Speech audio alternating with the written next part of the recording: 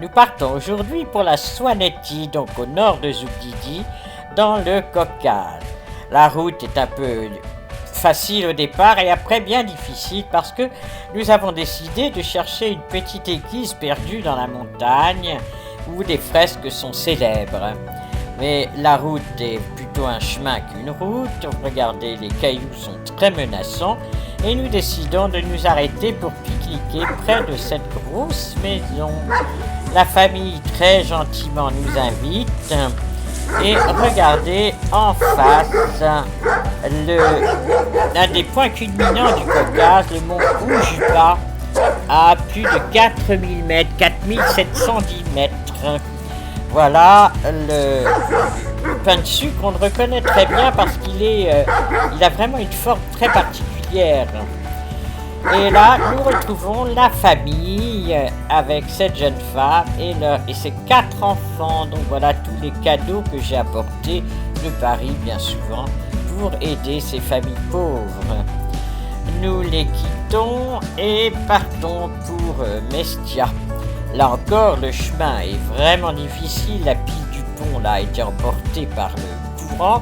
Et là, c'est un autre pont qui a été construit et qui est bien brinque-ballant, qui a d'énormes trous et pas très rassurant. Mais bon, on n'a pas le choix, c'est la seule route qui mène à Mestia. Regardez là les trous de la route, c'est assez effrayant. Mais bon, il tient et on passe. On passe, voyez l'auto là-bas, et à côté, le souvenir d'un drame. Un autobus est tombé dans la rivière et 11 personnes ont trouvé la mort dans cet accident. C'est pas très rassurant tout cela. Nous voilà partis à Mestia, vers Mestia.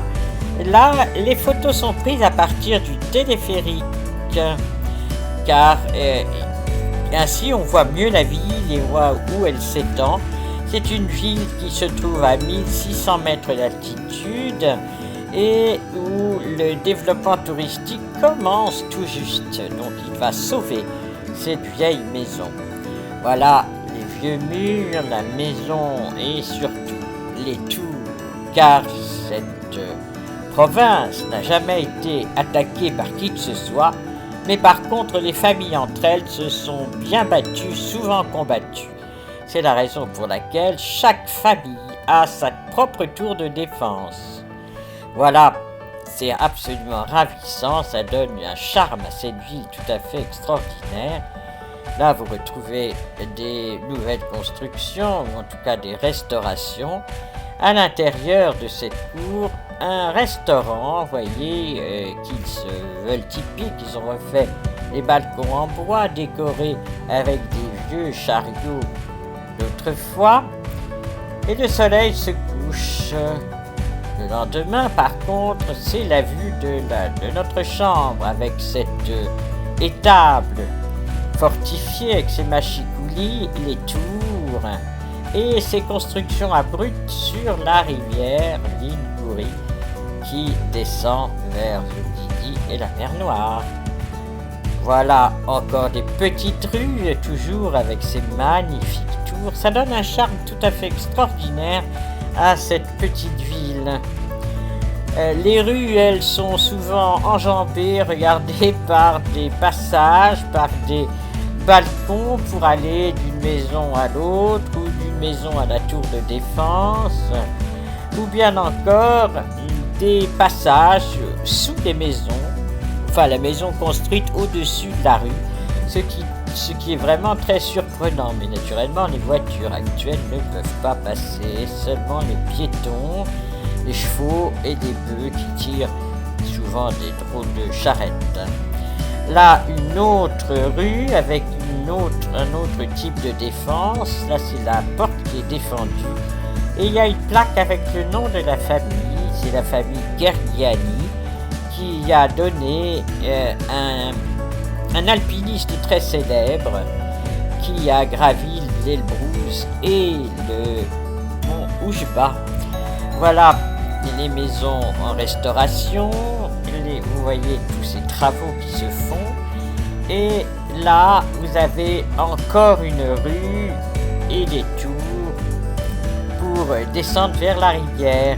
Dans cette énorme maison-là, on raconte que 25 personnes vivaient ensemble. C'était une famille nombreuse. Et voilà la rue qui descend vers la rivière. Là, nous sommes sur la place à l'extrémité de la ville.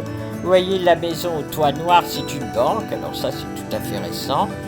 Et puis, là, des espaces qui restent à peu près nettoyés, enfin broutés par des tondeuses qui sont les vaches.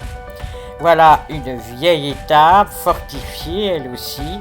Il faut dire que là habitaient depuis septembre jusqu'en mars-avril, si ce n'est mai, les hommes et les bêtes. Alors là, cette vache, je ne sais pas comment elle est arrivée là, mais enfin, en tout cas, elle broute avec appétit. Vous voyez, la rue principale, refaite à neuf, les trottoirs avec les grandes plaques d'ardoise qu'on trouve partout dans la région. Ici, les murs qui, eux aussi, ont des vieilles pierres. Et là, c'est le sorbier des oiseaux qui est en fleurs et en graines. Nous partons dans le téléphérique et là, admirons le Caucase avec ses glaciers aux neiges éternelles, car ce petit film a été pris en été 2018, lorsque j'ai eu le bonheur d'avoir la visite de ma petite fille Eugénie, qui avait 20 ans, et son amoureux américain James. Les voilà tous les deux en contemplation devant ces jolis paysages.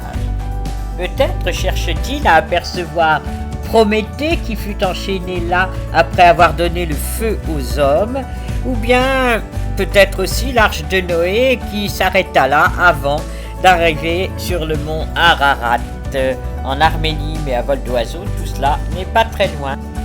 Laissons là la Swanétie et ses grandes tours, laissons là le Caucase et ses légendes.